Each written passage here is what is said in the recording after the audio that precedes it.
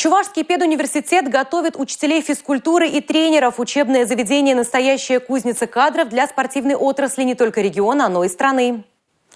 Кроме этого, вуз запустил собственный проект Дня здоровья. Все любители здорового образа жизни республики могут один раз в месяц воспользоваться услугами спорткомплекса университета на безвозмездной основе. В ближайшем будущем планируется открытие секции подводного дайвинга. Направление популярно не только среди молодежи, но и среди взрослого населения.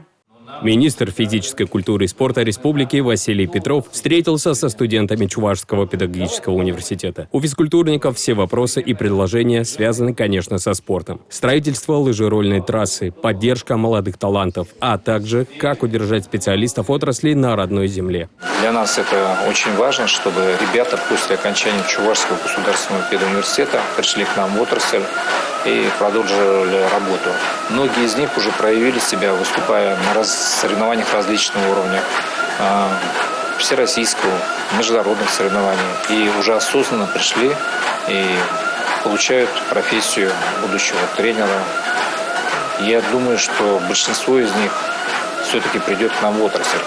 И поэтому хотелось узнать, что им нужно. Рассказал им, какие меры поддержки у нас есть. ВУЗ вносит значимый вклад в развитие массового спорта в регионе. Жители Чебоксара имеют ежемесячную возможность посещать бесплатно наш бассейн в рамках Дней здоровья, которые у нас проводятся. По всей республике такие Дни здоровья есть, и мы поддерживаем данный проект и приглашаем в строго обозначенные дни бесплатно посетить наш бассейн. Инфраструктура университета имеет также спортивный зал, и по договоренности также в рамках Дней здоровья возможно посещение и спортивных залов. Студенты предложили свои идеи по развитию и популяризации спорта среди молодежи. Для нас очень важно, чтобы еще и развивался студенческий спорт. Ведь именно на студенческой скамье многие достигают результатов, начинают вести активный образ жизни. У нас принята совместная программа развития студенческого спорта до 2024 года. И сегодня мы как раз анализируем, что у нас получилось, что еще нужно сделать, чтобы все больше ребят, активных, молодых, умных, вовлекались в занятия физической культурой и спортом.